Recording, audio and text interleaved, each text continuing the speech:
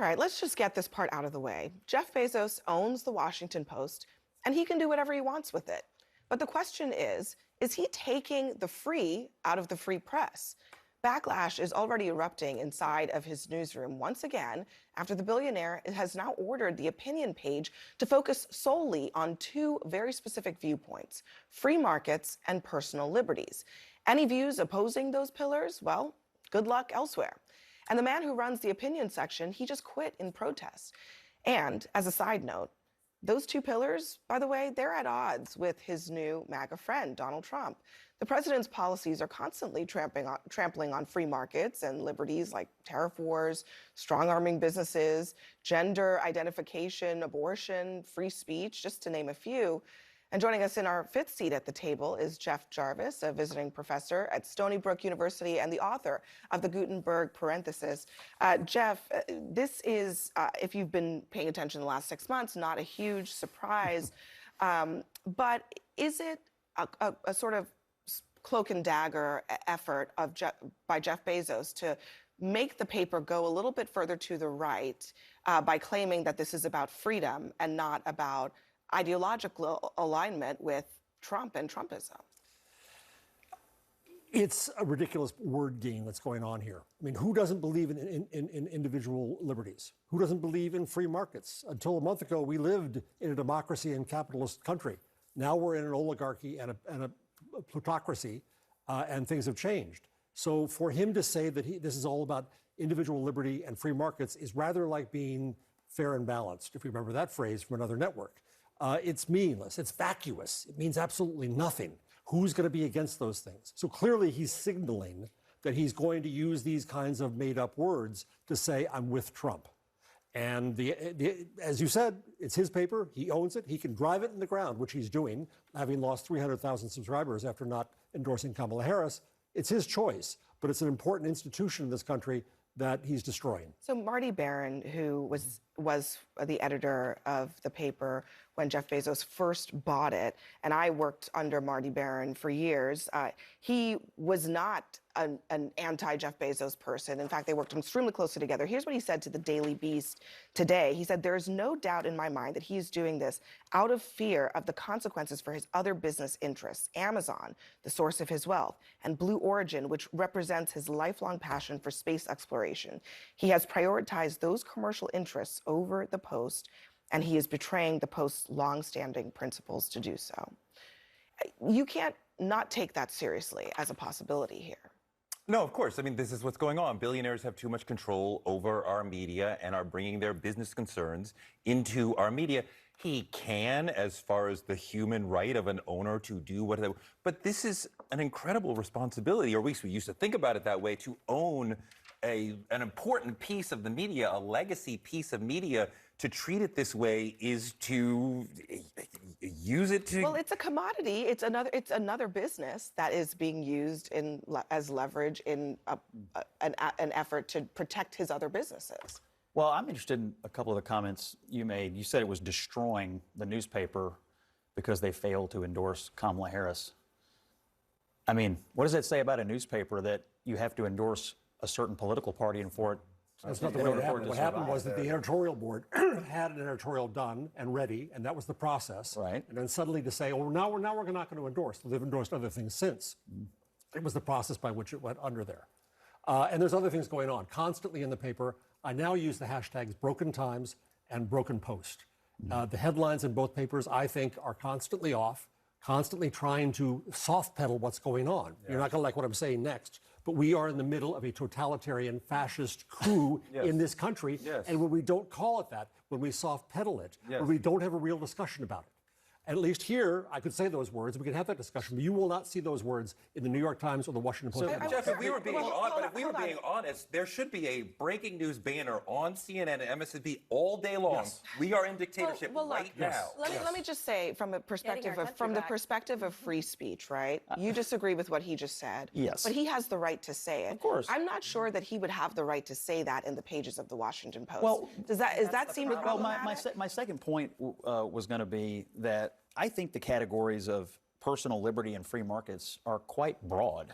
I mean, you Yes. could fit a number of column topics. I've written thousands of newspaper columns in my life. You could fit a number of column topics under those two things. I also read his note, and he was saying that, there's lots of opinions out there, and we're going to focus on these sort of big ticket items. I don't think they're narrow. I think they're very large. I'll be interested to see what they're willing to publish. He's saying we are only doing one side of those issues. That's the not thing. just Well, we'll see. these issues and not exploring but both as a final sides point, of the free market issue. you It's said- going to be about the monopoly of Jeff Bezos to control the market. That's what we're talking Well, about. he has one newspaper. But one more thing. You said, who would be against individual liberties? It has not been that many years ago in this country when a great many public officials, elected and unelected, were adamantly opposed to individual liberties. It must be defended all the time, including the most important one, free speech, which you and I must agree on has to be defended at all think costs. Well, that's right now we literally see that what the Donald Trump is conversation kicking the is about. Associated Press out of the press room.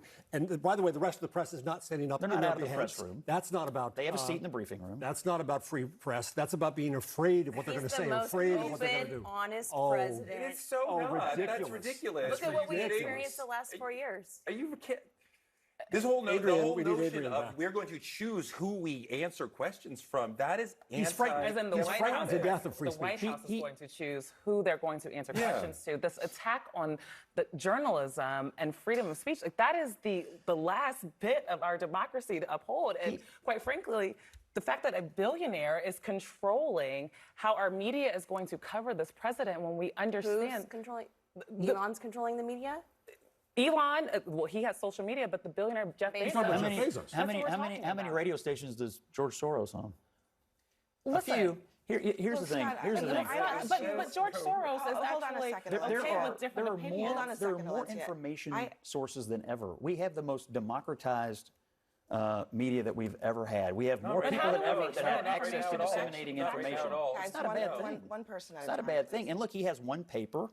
There's lots of newspapers. There's lots of ways to get information right now. I think what's going on here is So are you agreeing? I mean, I think that what they're saying over here is that Jeff Bezos is actually moving the paper ideologically in a particular direction. It sounds like you're saying that that is what he's doing because he's trying to create a niche for the Washington Post. what I read. Yes, I agree that he's trying to carve out a niche for that opinion page, which may not be a terrible business idea. And I don't know what direction he's for a going to move business it. idea. But these two big topics are vital topics. It's ridiculous. It's not a but neighbor you take know, all. But you know not a bad what's thing. interesting about what he said was that he didn't define really what he meant by those topics, but he said any opinions that are in contradiction to them cannot be printed in the newspaper. He thinks So he's coming up with a niche, he though, has- Abby. he What's has the Wall set Street some Journal? boundaries. What's Rupert Murdoch? Will Lewis, who's the head of the company now, and Matt Murray, who's the editor, are both Murdoch trained. This is kind of a quiet, subtle takeover of the Murdoch world here. So it becomes another New York Post, Fox News, and Wall Street Journal.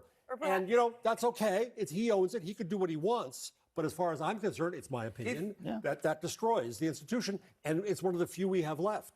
If he told us that he was moving rightward because he thought that was a good business model or that fits where the country is, we could listen to that. I think that is what he's saying, though. No, he's saying, I'm You're doing saying this for explicit my terms. business, and this is better for my but he business was- relationship with Trump. I do think that one of the things that he's saying, and I think this is the reason why you can read between the lines, that this isn't just about free markets and personal liberty, this is about ideological alignment, is that he points to the election results from 2024 to justify this change. Yes. And again, like, you can say you want a free press, but if you want a free press that is ideologically aligned in one particular direction, then you're just doing the thing that you say you hate. If you hate the liberal media, then you're creating a conservative media on the other side. It's Why not is that liberal the right media thing? anymore. Well, I mean, I'm just saying from the perspective no, of I think he conservatives, realizes that there's right? a majority of Americans out there that would, love to hear these stories, love to read these stories, love to contribute to these stories. So he does understand that. And it's very smart. I think, what's wrong with new ideas? There's no new ideas. This is about repression of ideas. This is about saying How is it- you are not allowed to say this in our newspaper. He's talking about free markets and personal liberty. There's Yes, and also a only value. one side of the So conversation you're around okay. free markets is allowed to be discussed. You're okay with him saying that certain viewpoints are allowed here, other viewpoints are not. You're fine with that from a free speech perspective? I mean, how has it been up to here? Because till that's now? why the editor of the section quit. The editor of the section, by the way, he has done some awful things. Tell this his cartoon that he killed, and that obedience didn't get him anywhere, because now he said to Bezos in conversations, it's been reported, that he wanted a variety of opinions, and Bezos said no. You did say the most important thing at the top of the story, Abby, which is he owns the newspaper, and this is the business direction he wants to take it. It's like any other business you own. If you own it, you can take it, and if it works, it'll be great, and if it doesn't, it won't be, but he's the owner. He's got to make the business decisions. He thinks it's a good one. This is a little bit of a tightrope because the reporters on the news side of things are already looking at this and wondering how long they can remain if they have an owner who is willing to put his hands in the editorial decisions of the newspaper, which typically, despite what you're saying, typically the owners keep their hands out of those types of decisions for a reason. Jeff Jarvis, thank you very much for joining us. Everyone else, stay with us. Coming up next, the Supreme Court appears poised to make it easier for Americans to file reverse discrimination lawsuits. We'll debate what that could mean next.